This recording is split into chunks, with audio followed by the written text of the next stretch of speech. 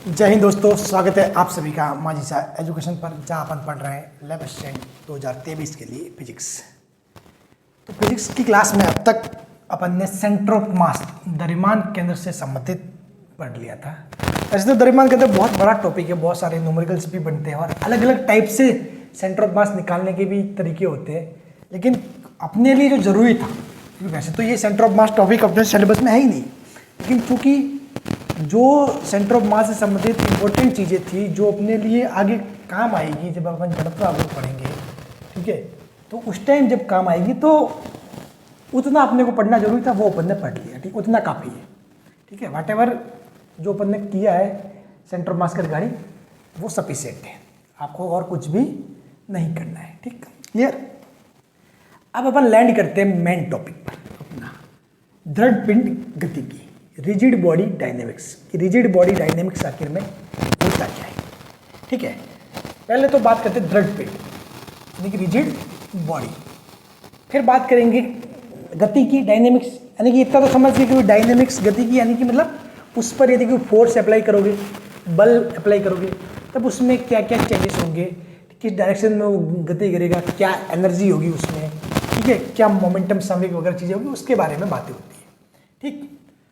अब देखो दृढ़ पिंड क्या होता है, ये सबसे इंपॉर्टेंट शब्द होता है, क्योंकि डायनेमिक्स तो फिर भी पता होता है, गति की पता होता है, दृढ़ पिंड क्या होता है, दृढ़ पिंड, रिजिड बॉडी। तो ध्यान से देखोगे डेफिनेशन, तो यदि किसी वस्तु या निकाय के किन्हीं भी दो कणों, यदि किसी वस्तु या निकाय के, यह वस्तु भी हो सकती है, वो एक निकाय भी हो सकता है, सिस्टम भी हो सकता है, ठीक है, कि किन्हीं भी दो कणों, दो पार्टिकल के मध्य दूरी समय के साथ विथ रेस्पेक्ट टू टाइम अपरिवर्तित रहे, तो उस वस्तु या निकाय को दृढ़ पिंड या फिर दृढ़ पिंड निकाय, कोई भी एक ही बात है, दृढ़ पिंड बोलो, मतलब दृढ़ पिंड यानी कि सिंगल, और दृढ़ निकाय यानी कि दो या दो से अधिक पिंड जो मिलके बनते हैं वो निकाय, ठीक है, तो दृढ़ निकाय कहा जाता है। इंग्लिश में समझे तो distance between any two given point on rigid body remains constant, unchange, यानी कि ऐसा कोई बॉडी या ऐसा कोई ऑब्जेक्ट जिसके जो दो पॉइंट है, कोई भी गिवन टू पॉइंट्स ले लो, उनके बीच में जो डिस्टेंस है वो with respect to time same रहेगी, चेंज नहीं होगी, उसको बोलेंगे रिजिड बॉडी, ठीक।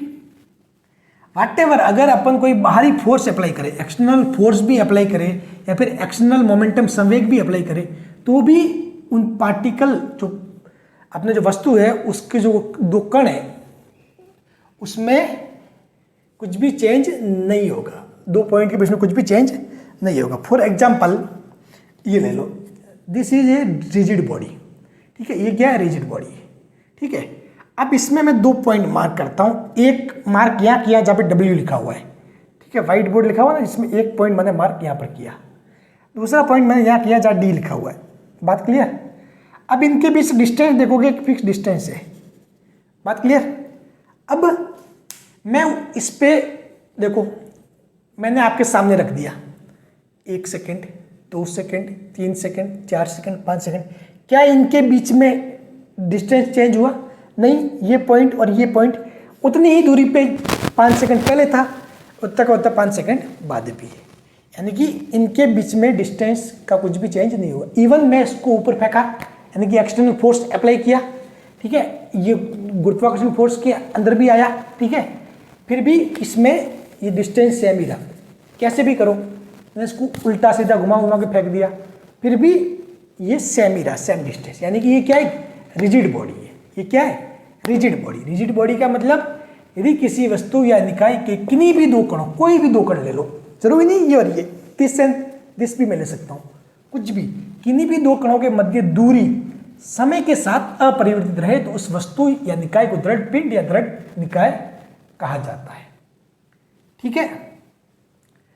इंग्लिश में distance between any two given point on rigid body remains constant या unchange with respect to time, समझ गए। अपन वाट एवर एक्सटर्नल फोर्स और मोमेंटम उस पर अप्लाई करो, वो डिस्टेंस सेम ही रहेगा, चेंज नहीं होगा, यानी कि एक्सटर्नल फोर्स यानी कि बाहरी बल, मोमेंटम समय, बात क्लियर। तो ये क्या अपने आप में एक रिजिड बॉडी है, तो कॉन्सेप्ट क्लियर हो गया। और उसकी डायनेमिक्स यानी कि गति की, अभी ये रिजिड बॉडी है तो इसको मैंने ऐसे फेंका, ये इसका डायनेमिक्स हो गया, गति की। अब इस पर मैंने फोर्स अप्लाई किया तो देख रहा हूँ किस डायरेक्शन में जा रहा है, ऊपर फेंका, ऊपर से छोड़ दिया, ऐसे छोड़ रहा हूँ, ये देखो। तो ये इसकी मैं क्या देख रहा हूँ, डायनेमिक्स देख रहा हूँ कि कितनी वेलोसिटी से नीचे आ रहा है, किस साइड कैसे जा रहा है, क्या हो रहा है, ये सब कुछ क्या है, इसका डायनेमिक्स है। ठीक है, तो ये आपको पॉइंट्स क्लियर हो गया होगा कि रिजिड बॉडी क्या होता है। बात क्लियर? ठीक है, अगर विथ रेस्पेक्ट टू टाइम ये अगर इनके बीच डिस्टेंस चेंज हो रहा है तो फिर ये रिजिड बॉडी नहीं होगी, समझ गए? फिर ये रिजिड बॉडी नहीं होगी। अगर मान लो यही एक डस्टर है, ठीक है, ये अगर ऐसे बैंड वाला होता, ठीक है, जिसको मैं एकदम से ऐसे बाइंड कर देता तो दूरी एकदम डिस्टेंस बढ़ जाती, तो ऐसे ही जैसे ही मैं ऊपर फेंकता वो एकदम से मुड़ जाता, ठीक है, तो यानी कि डिस्टेंस बदल जाता, समझ गए? तो ये फिर वो रिजिड बॉडी नहीं होता। ठीक है, ये विथ रेस्पेक्ट टू टाइम ये सेम रहना चाहिए। बात क्लियर? चलिए बढ़ते हैं आगे। अब देखो, अब बात करते हैं एक निकाय की। ठीक है, ये क्या है, पूरा एक निकाय है, ये पूरा क्या है, एक निकाय है। इस निकाय में क्या है, दो कण है, ये समझ लो, एक कण ए है, एक कण बी है, या दो वस्तु मान सकते हो। ठीक है, एक वस्तु ए है, दूसरा बी है। ठीक, बात क्लियर? ए v1 वेलोसिटी से क्या कर रहा है, गति कर रहा है, मूव कर रहा है। बी v2 वेलोसिटी से मूव कर रहा है। ठीक है, या फिर आप इसको va और vb भी मान सकते हो ताकि आपके और भी मामला इजी हो जाएगा। इसका वेलोसिटी क्या है, vp, इसका va vb। इनके बीच में जो डिस्टेंस है, जब इन्होंने जो गति है, मतलब जो मूवमेंट स्टार्ट किया, तब इनके बीच में डिस्टेंस कितनी थी, l। ठीक, अब मेरे से ये पूछा गया कि ये बताओ, ये निकाय है, जो सिस्टम है, जो दो पार्टिकल से मिलके बना है, ठीक है, ए एंड बी, क्या ये सिस्टम या निकाय दृढ़ निकाय है, रिजिड सिस्टम है या नहीं है, ये रिजिड बॉडी बनाएगा या नहीं बनाएगा। ठीक है, तो चूंकि ए की कंडीशन होगी, यदि V A is equal to V B, V A is equal to V B होगा, तो साफ बात है डिस्टेंस एल, डिस्टेंस जो एल है वो क्या होगी, कांस्टेंट रहेगी, सेम रहेगी, नहीं बदलेगी। समझ गए? तो ये क्या बन जाएगा, ये बन जाएगा रिजिड बॉडी। यस, ये होगा रिजिड बॉडी, दृढ़ पिंड। ये क्या होगा, दृढ़ पिंड निकाय हो जाएगा। ठीक है, ये हो जाएगा दृढ़ पिंड निकाय। क्यों? क्योंकि भाई दृढ़ पिंड निकाय की शर्त क्या है, क्या कंडीशन है कि समय के अनुसार यदि ए एंड बी के मध्य स्टार्टिंग में दूरी एल है, तो किसी भी समय पे आप देख लो वो दूरी एल ही होनी चाहिए। चूंकि ए वी ए वेलोसिटी से मूव कर रहा है, बी वी बी वेलोसिटी से मूव कर रहा है, तो साफ बात है इनके बीच में डिस्टेंस सेम ही रहे। तो इसके लिए क्या कंडीशन होनी चाहिए कि जितना जिस वेलोसिटी से ए मूव कर रहा है उसी वेलोसिटी से बी भी मूव करना चाहिए। भाई जब सेम वेलोसिटी से मूव करेंगे तो जो डिस्टेंस है वो सेम रहेगी। जैसे भाई ये देख लो, एक पॉइंट ये हो गया, दूसरा ये हो गया, दोनों यदि सेम वेलोसिटी मूव करेंगे तो ये गैप इतना ही रहेगा। लेकिन यदि एक की वेलोसिटी ज़्यादा है, एक की कम, तो फिर अगर मान लो वी बी की वेलोसिटी ज़्यादा है, यदि वी बी ज़्यादा है और वी ए कम है, तो ये धीरे धीरे एल डिक्रीज होता जाएगा। ठीक है, या सॉरी ये इंक्रीज होता जाएगा। या फिर अगर ऐसा हो गया कि वी बी कम है और वी ए ज़्यादा है, तो धीरे धीरे डिक्रीज होता जाएगा डिस्टेंस। ठीक है, घटती जाएगी। तो अपने ना तो घटना चाहिए ना बढ़ना चाहिए, बिल्कुल जितना पहले था एल उतना उतना बाद में रहना चाहिए। ये कब होगा, जब V is equal to V B. यदि V A not is equal to V B, अब V A and V B equal नहीं है, तो इक्वल नहीं है तो साफ बात है एल कांस्टेंट नहीं रहेगा, एल कांस्टेंट नहीं रहेगा, ये चेंज हो जाएगा। और चूंकि एल कांस्टेंट नहीं रहेगा, दूरी परिवर्तित होगी, तो वो क्या होगा, दृढ़ पिंड नहीं होगा, नो रिजिड बॉडी, वो दृढ़ पिंड नहीं होगा। दृढ़ पिंड की शर्त ही क्या है कि इनके बीच जो डिस्टेंस है वो समय के साथ अपरिवर्तित रहना चाहिए। एल है तो बाद में भी एल ही रहनी चाहिए। समझ गए? बात क्लियर? तो V A is equal to V B होगा तो ये दृढ़ पिंड होगा, और यदि V A not is equal to V B तो फिर दृढ़ पिंड नहीं होगा। भले वो वी ए बड़ा हो वी बी से या फिर वी ए छोटा हो वी बी से, कुछ भी हो, बस सेम नहीं है तो दृढ़ पिंड नहीं होगा, सेम है तो दृढ़ पिंड होगा। बात क्लियर? चलिए लेते हैं एक और एग्जाम्पल आगे। अब देखिए बोर्ड में, यहाँ पे कोई गैस सर्कुलर पाथ है, ठीक है, इसकी रेडियस आर है। यहाँ पर दो कण है, दो पार्टिकल है, ठीक है। तो एक को चलो, एक पार्टिकल नंबर 1, एक पार्टिकल नंबर 2, या फिर इसको आप ए एंड बी नाम दे दो, बेटर रहेगा। एक ये ए वाला पार्टिकल है, दूसरा बी वाला वी बी। ये क्या कर रहे हैं, V omega A and omega B, omega A and omega B कोणीय वेग यानी कि एंगुलर वेलोसिटी से मूव कर रहे हैं, कोणीय वेग से गति कर रहे हैं, एंगुलर वेलोसिटी, ठीक है, कोणीय वेग। इस कोणीय वेग का मात्रक क्या होता है, यूनिट क्या होता है, रेडियन पर सेकेंड। जिस प्रकार रेखीय वेग का होता है, क्या होता है, मीटर पर सेकेंड ना, उसी प्रकार कोणीय वेग का होता है रेडियन पर सेकेंड। ये देखना, ओमेगा किसमें होता है, रेडियन पर सेकेंड में। रेडियन यानी कि एंगल, कि इतना एंगल 1 सेकेंड में किया कवर, ठीक है। उसी प्रकार ये जो नॉर्मल वी होता है, रेखीय, वो होता है मीटर पर सेकेंड, यानी कि मीटर यानी कि दूरी, इतनी दूरी, इतना डिस्टेंस 1 सेकेंड में कवर किया, समझ गए। तो रेखीय वाला तो क्या करता है, वो तो ऐसे लेके जाता है भाई, दूरी तय करवाता है, जबकि जो कोणीय वाला वेग होता है वो क्या करता है, वो घुमाता है, वो एंगल करता है कवर। 0 डिग्री कवर किया, 30, 60, 90, 360, ठीक है, क्लियर। ऐसे ऐसे घुमाएगा, ऐसे इनको एंगल करवाता है कवर। उसी प्रकार ये जो एक बात ध्यान रखना, जब भी अपन किसी भी वस्तु का कोणीय वेग बोलते हैं ना, तो उस कोणीय वेग में रेखीय वेग भी निहित होता है, समझ गए। कि कोणीय वेग से एक रेखीय वेग भी बनता है, ठीक है। वो रेखीय वेग क्या होता है, स्पर्श रेखीय होता है, टेंजेंटियल, यानी कि मतलब इस डायरेक्शन में हमेशा ऐसे ऐसे, समझ गए, इस प्रकार से होता है, ठीक। तो मैंने आपको बताया था कि भाई यदि ये जो पूरा निकाय है, दिस इज वन सिस्टम, अगर इसको एक निकाय मान ले, तो ये निकाय रिजिड निकाय है। दृढ़ पिंड निकाय वो कब होगा, जब V A equal to V B होगा, यानी कि इसका जो वेलोसिटी है, ये वी ए वाला, वो किसके बराबर होगा, वी बी के बराबर। अब आपको पता है वी ए क्या होता है, वी ए और ओमेगा में संबंध होता है actually, V equal to R omega, V equal to होता है आर ओमेगा, ठीक है। तो यहां से देखोगे आप, तो वी ए यानी कि आर ओमेगा ए, क्यों, क्योंकि आर तो सेम ही है, ये भी आर, ये भी आर, और ये आर ओमेगा बी, आर से आर कैंसल, ओमेगा ए से ओमेगा बी। यदि omega A is equal to omega B है, तो ये क्या होगा, दृढ़ पिंड होगा। और यदि omega A not is equal to omega B है, तो ये दृढ़ पिंड नहीं होगा, रिजिड बॉडी नहीं होगा, दृढ़ पिंड नहीं होगा। अब देखो समझते हैं कैसे हुआ, क्या चाहिए। देखो पहले तो आपको ये चीज मैंने पहले ही बताई थी कि भाई कोणीय वेग, एंगुलर वेलोसिटी एंड जो लीनियर वेलोसिटी है या फिर रेखीय वेग है, वो क्या होता है, ठीक। मैंने बताया था कोणीय वेग क्या करता है, किसी भी पार्टिकल को घुमाता है एंगल में। कैसे, एंगल में। फॉर एग्जांपल जैसे कि ये है, तो कोणीय वेग इसको क्या करेगा, जैसे यहाँ से स्टार्ट किया, यहाँ लेके आया, एक एंगल कवर ये किया, थीटा कवर किया, यहाँ लेके आया तो ये कितना कवर किया, 90 डिग्री एंगल बनाया।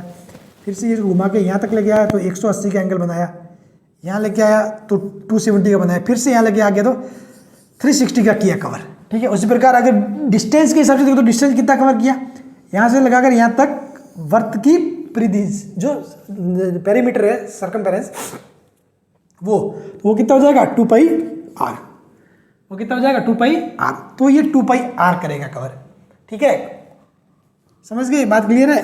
तो ये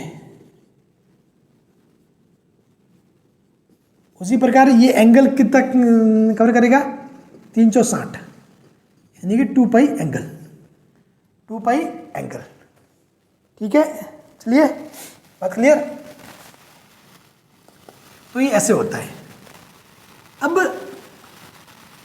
आपको दिया हुआ है कोणीय वेग दिया हुआ है, ओमेगा ए ओमेगा बी, ठीक। अब अपने को पता है कि भाई एक नियम के अकॉर्डिंग यदि V A equal to V B है, ये क्या होगा, दृढ़ पिंड होगा। तो वी ए को आप क्या लिख सकते हो, आर ओमेगा ए लिख सकते हो, V is equal to R omega C, उसी प्रकार आर ओमेगा बी काट दोगे तो omega A is equal to omega B है तो ये दृढ़ पिंड होगा, omega A not is equal to omega B है तो दृढ़ पिंड नहीं होगा। कारण क्योंकि अब देखो यदि ओमेगा ए और ओमेगा बी सेम है तो मान लिया कि आफ्टर 1 सेकेंड ये ओमेगा ए यहाँ पर आता है इस एंगल पर, ठीक है, ऐसे घूम रहा था, मैंने माना ये 45 डिग्री का एंगल करता है कवर, यहाँ पे आ जाएगा। तो साफ बात है ये भी यहाँ से 45 डिग्री का एंगल करेगा कवर सेम टाइम में, यदि ये omega and omega B same है तो साफ बात है डिस्टेंस इनके बीच में पहले 2r था, अब भी कितना रहेगा, ये 2r ही रहेगा, पहले भी 2r था अब भी 2r रहेगा। लेकिन यदि omega and omega B same नहीं हुआ, हो सकता है कि ये ओमेगा ए ज़्यादा हो, तो साफ बात है ये तो इतने में यहीं पे आएगा, जबकि ये कहाँ पहुँच जाएगा, यहाँ पे, फिर डिस्टेंस क्या हो जाएगा, ये हो जाएगा, जो कि समय के अनुसार with respect to time change हो जाएगा। तो यानी कि फिर ये क्या होगा, दृढ़ पिंड नहीं होगा, समझ गए। तो इसीलिए दृढ़ पिंड होने के लिए अभी ये डिस्टेंस 2r है तो बाद में भी 2r ही होना चाहिए। वो कब होगा, जब omega A is equal to omega B, जैसे ही omega A not is equal to omega B होगा तो साफ बात है 2r नहीं होगा, कुछ और हो जाएगा, तो फिर वो दृढ़ पिंड नहीं होगा। बात क्लियर है। तो समझ में आ गया कि क्या होता है रिजिड बॉडी। कोई भी बॉडी के ऊपर कोई भी दो पार्टिकल ले लिया आपने, उनके बीच विथ रेस्पेक्ट टू टाइम कोई भी डिस्टेंस में बदलाव नहीं होना चाहिए, समझ गए, वो होता है रिजिड बॉडी। चलिए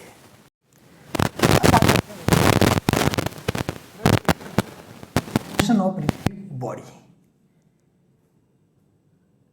अपन दो टाइप के मोशन के बारे में बात करेंगे, शुद्ध स्तर और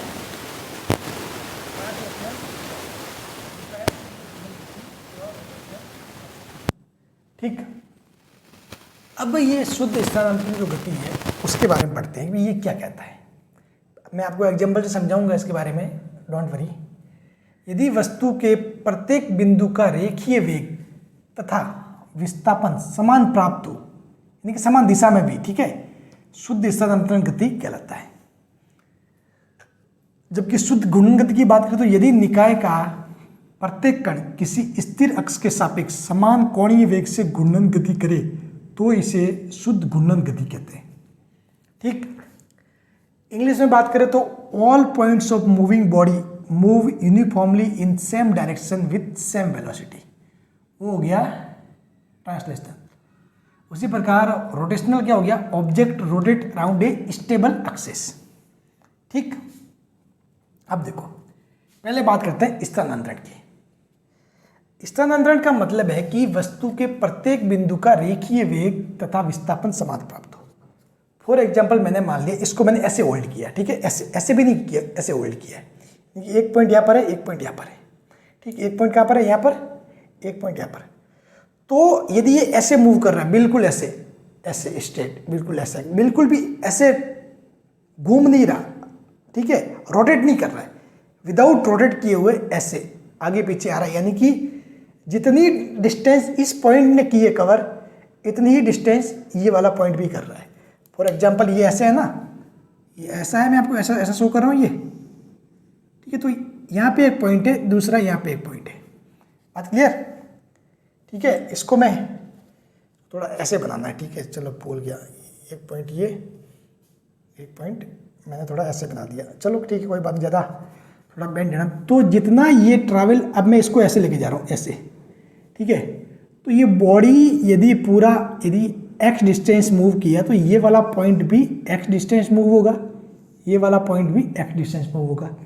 इसकी वेलोसिटी v है तो इस वाले पॉइंट की भी वेलोसिटी v होगी, यानी कि वस्तु के प्रत्येक बिंदु का रेखीय वेग तथा विस्थापन समान प्राप्त हो। यदि वस्तु के प्रत्येक बिंदु का, वस्तु के ऊपर जितने भी बिंदु है, इसके ऊपर जितने भी बिंदु है, इन सभी का रेखीय वेग, ठीक है, रेखीय वेग और विस्थापन डिस्प्लेसमेंट समान प्राप्त हो, ठीक है, बात क्लियर। अब बात आती है शुद्ध घूर्णन गति की। तो शुद्ध घूर्णन गति में देखो, यदि निकाय का प्रत्येक कण किसी स्थिर अक्ष, स्टेबल एक्सेस, किसकी बात हो रही है, स्टेबल एक्सेस के सापेक्ष समान कोणीय वेग से घूर्णन गति करे तो इसे शुद्ध घूर्णन गति कहते हैं। Object rotate around a stable axis, object rotate around a stable axis. अब देखो ये कोई ऑब्जेक्ट है, ठीक, ये क्या कर रहा है, मैंने ऐसे रख दिया, अब ये क्या घूम रहा है, घूम रहा है, ठीक है, ये इसकी एक्सिस है, ये अराउंड ए स्टेबल एक्सिस ये क्या कर रहा है, रोटेट कर रहा है, ये क्या कर रहा है, रोटेशन कर रहा है। तो इसका जो प्रत्येक कण है, इसके ऊपर जो प्रत्येक कण है, पॉइंट है, वो सेम ओमेगा वेलोसिटी से रोटेट करेगा। Same object rotate around a stable axis, axis क्या होनी चाहिए, स्टेबल होनी चाहिए, रोटेट कर रहा है। बात क्लियर? ये हो गई शुद्ध घूर्णन गति, या फिर इसको मैं ऐसे भी ले सकता हूँ, ये हो गया शुद्ध घूर्णन गति, ठीक, प्योर रोटेशनल मोशन। लेकिन अब एक होता है मिश्रित गति, जिसको लौटनी गति भी बोलते हैं, या फिर इसको अपन बोल सकते हैं कंपाउंड, दोनों का मिक्सर है, दोनों का मिक्सर है। यानी कि क्या होगा, घूर्णन गति भी करेगा और स्थानांतरण गति भी करेगा। कैसे? फॉर एग्जाम्पल ये मूव कर रहा है, ठीक है, ये स्टेबल एक्सिस थी, ये ऐसे ऐसे मूव कर रहा था, अब तो ये है रोटेशनल मोशन। लेकिन यदि ये अक्ष भी मूव करने लगे, ये अक्ष भी मूव करने लगे, ये देखो, ये अक्ष है, ये एक्सिस भी साथ साथ मूव कर रही है और घूम भी रहा है, एक्सिस भी मूव कर रही है और घूम भी रहा है, तो ये क्या हो गया, मिश्रित गति, ठीक है। अब जैसे कि नॉर्मली देख लो, ये जा रहा है आगे, ये पीछे आ रहा है, ठीक है, तो ये क्या है, स्थानांतरण गति है, ये क्या है, स्थानांतरण, और सिर्फ ऐसे घूम रहा है, ये घूम रहा है, तो ये है रोटेशनल। लेकिन ऐसे घूमते हुए ये आगे भी बढ़े, समझ गए, घूमते हुए आगे भी बढ़े, आगे पीछे हो, तो वो होगा मिश्रित। क्या हो जाएगा, मिश्रित गति, ठीक है। तो मिश्रित मतलब गतिशील अक्ष के सापेक्ष घूर्णन, ये क्या हो जाएगा एक्चुअली में, गतिशील अक्ष के सापेक्ष घूर्णन, गतिशील अक्ष के सापेक्ष घूर्णन, समझ गए। जबकि शुद्ध घूर्णन गति में क्या था, स्थिर अक्ष के सापेक्ष घूर्णन था, जबकि यहाँ पे क्या है, गतिशील अक्ष के सापेक्ष घूर्णन, यानी कि ऑब्जेक्ट रोटेट अराउंड ए मूवेबल एक्सिस। अगर आपको इस कंपाउंड की डेफिनेशन लिखनी है तो कंपाउंड मोशन क्या होगा, ऑब्जेक्ट रोटेट अराउंड ए मूवेबल एक्सिस, यानी कि ऑब्जेक्ट रोटेट कर रहा है किसके अराउंड, जो एक्सिस भी खुद भी मूव कर रही है, समझ गए। यदि अक्ष स्टेबल है तो वो हो जाएगा रोटेशनल मोशन, लेकिन यदि अक्ष खुद भी मूव कर रही है तो वो हो जाएगा कंपाउंड मोशन। बात क्लियर? चलिए, तो एक हो गया स्थानांतरण, दूसरा हो गया घूर्णन, रोटेशनल मोशन। बात क्लियर? फिर एक होता है कंपाउंड, जो स्थानांतरण प्लस घूर्णन दोनों का मिलके बना होता है, ठीक है। बात क्लियर? चलिए बढ़ते हैं आगे। अब देखो, अब बात करते हैं शुद्ध स्थानांतरण गति, प्योर रोटेशनल मोशन का मैथमेटिकल फॉर्म में क्या क्या चीज़ें होती है। फॉर एग्जाम्पल मैंने मान लिया कि भाई ये कोई पिंड है, पूरा क्या है, दृढ़ पिंड है, पूरा दृढ़ पिंड है, ठीक है।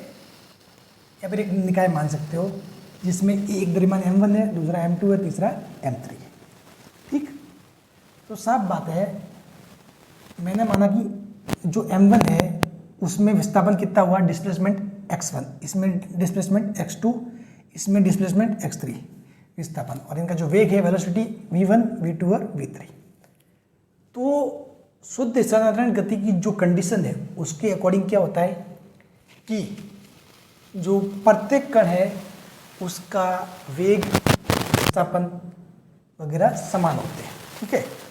तो इसका मतलब क्या हुआ कि जितना डिस्प्लेसमेंट ये होगा उतना ये भी होगा, उतना ये भी होगा।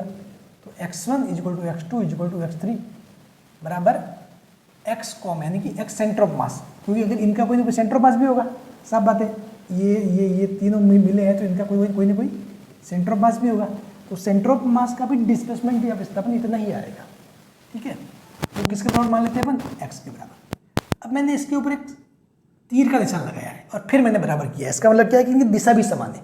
ये क्या शो कर रहा है कि भाई डिस्प्लेसमेंट समान है, यानी कि जो दूरी तय की वो तो सेम है ही, लेकिन उनकी डायरेक्शन भी सेम है। जैसे कि ये m1 इस डायरेक्शन में गया तो m2 भी इस डायरेक्शन में, m3 भी इसी डायरेक्शन में, वेलोसिटी v1, v2, v3 ये भी सेम है, x1, x2, x3 ये भी सेम रहेगा, ठीक है। तो x1, x2, x3 बराबर x com centre of mass और x के बराबर। उसी प्रकार v1, V2 V3 V com V के बराबर यानी कि V सेंटर ऑफ मास। ठीक, उसी प्रकार इनका जो एक्सीलरेशन है, ठीक है, जो त्वरण है A1 A2 A3 A centre of mass A के बराबर। ठीक, ये मैंने सेंटर ऑफ मास 2 बार लिख दिया इसमें भी। ठीक है, हाँ ये आप समझ लेना। ठीक, अब बात करते हैं कि बाहरी बल का क्या वैल्यू होगा इसमें। मैंने माना कोई एफ एक्सटर्नल बाहरी बल अप्लाई किया, तो बल का फॉर्मूला क्या होता है, द्रव्यमान इंटू त्वरण। तो जो m1 के ऊपर बल क्या होगा, तो m1 के ऊपर बल होगा m1 इंटू A1 इसका त्वरण। उसी प्रकार m2 into A2, m3 into A3। लेकिन अपने को पता है कि भाई जो स्थानांतरण गति है उसके अकॉर्डिंग A1 A2 और A3 क्या होंगे, सेम होंगे। एक्सेलरेशन भी सेम होगा भाई, एक्सेलरेशन सेम होगा तभी तो वेलोसिटी सेम आएगी। तो अगर एक्सेलरेशन अलग अलग है, त्वरण अलग अलग है, तो वेग बदल जाएंगे। ठीक है, तो m1 m2 m3 इनका योग और a, अगर मैं A1 A2 A3 की जगह a रखूँ, ठीक है, तो a मैंने बाहर ले लिया, a बाहर ले लिया तो अंदर क्या रह गया, m1 m2 m3, इन तीनों को टोटल कर दिया तो m टोटल और a। तो एफ एक्सटर्नल क्या आएगा, m टोटल इंटू a, या फिर आप m total into a centre of mass भी बोल सकते हो। ठीक है, m total into a centre of mass, जो अपन ने पहले भी कर रखा है, पहले भी किया है। जब अपने द्रव्यमान के अंदर की गति की बात की थी तब भी इस टाइप का फार्मूला अपने सामने आया था। फिर बात करते हैं संवेग की। तो संवेग क्या होता है, mv। तो पी नेट यानी कि इसका संवेग, तीनों का संवेग जोड़ दो तो m1 v1 m2 v2 m3 v3। अब इसमें भी मैं v1 v2 v3 की जगह क्या लिख दिया, मैंने v लिख दिया, तो v कॉमन ले लिया, बाहर आ गया, ये जुड़ गया m1 m2 m3 जुड़ के क्या हो गया m टोटल इंटू v, यानी कि पी नेट क्या हो गया m टोटल इंटू v, यानी कि m total into v centre of mass. ठीक है, सेंटर ऑफ मास का वेग इंटू m टोटल करो तो भी आपको संवेग मिल जाएगा। बात क्लियर। चलिए अब बात करते हैं काइनेटिक एनर्जी की। किसकी बात करते हैं, काइनेटिक एनर्जी, गतिज ऊर्जा। ठीक है, किसकी बात करते हैं अपन, गतिज ऊर्जा की। तो गतिज ऊर्जा को देखोगे आप तो ये होता है 1/2 m1 v1 का स्क्वायर। गतिज ऊर्जा का फॉर्मूला क्या होता है 1/2 mv स्क्वायर। जिस प्रकार बल का फॉर्मूला होता है ma होता है, ठीक है, संवेग का फॉर्मूला होता है mv होता है, गतिज ऊर्जा का होता है 1/2 mv स्क्वायर। ये पढ़ा हुआ है।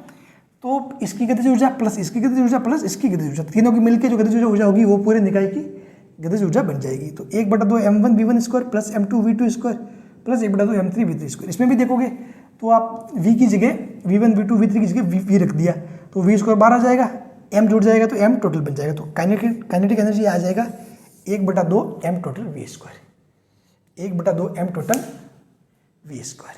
चलिए अब इसी प्रकार का अपन बात करेंगे शुद्ध रोटेशनल मोशन की। रोटेशनल मोशन में अपने को ये सब कुछ करने की जरूरत नहीं। अपने को रोटेशनल मोशन में मेन मतलब है काइनेटिक एनर्जी से, क्योंकि उससे अपने एक मेन पॉइंट सामने आएगा, वो है जड़त्व आघूर्ण, मोमेंट ऑफ इनर्शिया।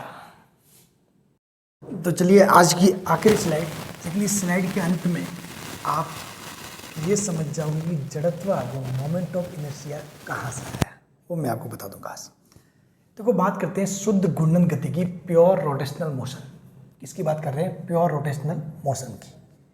यानी कि प्योर रोटेशनल मोशन मतलब ये कोई स्थिर अक्ष है ए बी, ये क्या है, स्थिर अक्ष यानी कि स्टेबल अक्ष। ए बी क्या है, स्टेबल अक्ष है। ठीक, अब ये स्टेबल अक्ष है, इसके अराउंड कोई 4 द्रव्यमान है। कितने, 4 द्रव्यमान, 4 कण है, जिसका एक का द्रव्यमान m1 है, मास m1 m2 m4 और m3। इसके जो लंबवत दूरी है, लंबवत दूरी r1, ये लंबवत दूरी r2 है, लंबवत दूरी r4, ये लंबवत दूरी r3। लंबवत यानी कि परपेंडिकुलर, ठीक है, मतलब एक दूसरे के मतलब बिल्कुल ऐसे 90 डिग्री के एंगल पे, उसको बोलते हैं परपेंडिकुलर, लंबवत। ठीक, तो ये कोई पूरा एक निकाय है 4 द्रव्यमान का। अब आपसे पूछा गया कि निकाय की कुल गतिज ऊर्जा ज्ञात करो, निकाय की कुल काइनेटिक एनर्जी ज्ञात करो। तो भाई काइनेटिक एनर्जी का फार्मूला क्या होता है, आप mv स्क्वायर। तो आप पूरे निकाय की काइनेटिक एनर्जी निकालना है, तो यानी कि साफ बात है, इसका काइनेटिक एनर्जी प्लस इसका काइनेटिक एनर्जी प्लस इसका काइनेटिक एनर्जी प्लस इसका, चारों की गतिज ऊर्जा का योग। साफ बात है, क्लियर, इसमें कोई दिक्कत नहीं। तो काइनेटिक एनर्जी टोटल क्या आएगा, 1/2 m1 v1 square plus 1/2 m2 v2 square plus 1/2 m3 v3 square plus 1/2 m4 v4 square. ठीक, अब लेकिन अपने को v तो नहीं पता, अपने को v1 v2 v3 v4 तो ध्यान ही नहीं है क्या है। तो आपको एक चीज़ पता है कि v इज इक्वल टू क्या होता है, आर ओमेगा। रेखीय वेग बराबर क्या होता है, रेखीय वेग बराबर त्रिज्या इंटू कोणीय वेग, ठीक है। यानी कि linear velocity is equal to radius into angular velocity, English medium वाले लिख लेना। तो v is equal to R omega. अब यहाँ पे देखो, अब मैं बात करूँ v1 की, इसका m1 के लिए v1 होगा, वो क्या होगा, वो होगा r1 ओमेगा। देखो ओमेगा सभी के लिए सेम होगा, omega will be same for all. क्यों? क्योंकि भाई रोटेशनल मोशन में मैंने बताया था कि प्रत्येक कण, जो डेफिनेशन मैंने लिखवाई थी वो क्या लिखवाई थी, यदि निकाय का प्रत्येक कण किसी स्थिर अक्ष के सापेक्ष समान कोणीय वेग से गुणन गति करे, यानी कि समान कोणीय वेग से गुणन गति कर रहा है, तो ये m1 भी ओमेगा कोणीय वेग से गुणन गति कर रहा है, m2 भी ओमेगा कोणीय वेग से गुणन गति कर रहा है, m3 भी और m4 भी बिल्कुल सेम। ये जो हर एक पार्टिकल है, ये सारे ओमेगा से ही क्या कर रहे हैं, रोटेशन कर रहे हैं। तो साफ बात है, सभी के लिए क्या होगा, ओमेगा सेम ही रहेगा, आर बदल जाएगा।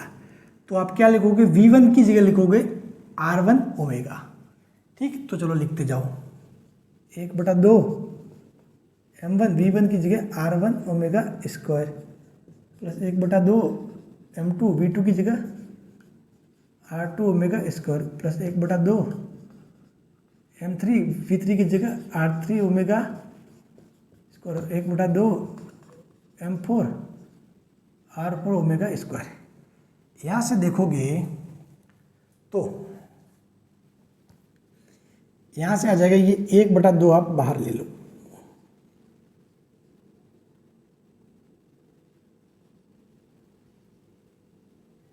या फिर चलो इसको ऐसे रखो 1/2, यहाँ से m1 r1 square omega square, ठीक। यहाँ से ये देखो 1/2 m2 r2 square omega square, okay. यहाँ से देखो 1/2 m3 r3 square omega square, यहाँ से 1/2 m4 r4 square omega square. यहाँ से आप क्या कर सकते हो, 1/2 ओमेगा स्क्वायर बाहर ले सकते हो, ठीक है। तो 1/2 ओमेगा स्क्वायर बाहर ले लिया, अंदर क्या रहा, m1 r1 का स्क्वायर प्लस m2 r2 का square plus m4 m3 r3 का स्क्वायर, और यहाँ से आगे m4 r4 का स्क्वायर। बात क्लियर? अब देखो m1 r1 का स्क्वायर, m2 r2 का स्क्वायर, m3 r3 का स्क्वायर, m4 r4 का स्क्वायर, इनको मैं क्या लिख सकता हूँ, I1, इसको मैंने लिख दिया I1, इसको I2, इसको I3 और इसको I4। तो ये आ गया 1/2 omega square I1, I2, I3, I4। जहाँ पे ये I1 क्या है, इस द्रव्यमान M1 का इस अक्ष AB के सापेक्ष जड़त्वाघूर्ण। उसी प्रकार I2 क्या है, द्रव्यमान M2 का इस अक्ष के सापेक्ष, इस AB अक्ष के सापेक्ष जड़त्वाघूर्ण। I3 यानी कि द्रव्यमान M3 का इस AB के सापेक्ष जड़त्वाघूर्ण, और I4 क्या है, जड़त्वाघूर्ण यानी कि मोमेंट ऑफ इनर्शिया, ठीक है, इंग्लिश मीडियम वालों के लिए। I4 क्या है, इस M4 मास का, जो M4 द्रव्यमान है, इसका इस AB एक्सिस के सापेक्ष जड़त्वाघूर्ण। समझ गए? अब इस I1 plus I2 plus I3 I4 को मैं पूरा क्या लिख लेता हूँ, I ले लेता हूँ। I क्या है, पूरे निकाय का जड़त्वाघूर्ण। I क्या हो जाएगा, पूरे निकाय का जड़त्वाघूर्ण, यानी कि 1/2 I ओमेगा स्क्वायर। ये काइनेटिक एनर्जी टोटल, और ये फॉर्मूला आपने देखा होगा कहीं ना कहीं, 1/2 I ओमेगा स्क्वायर, ठीक है। यही से ये चीज़ बनती है आपके जड़त्वाघूर्ण।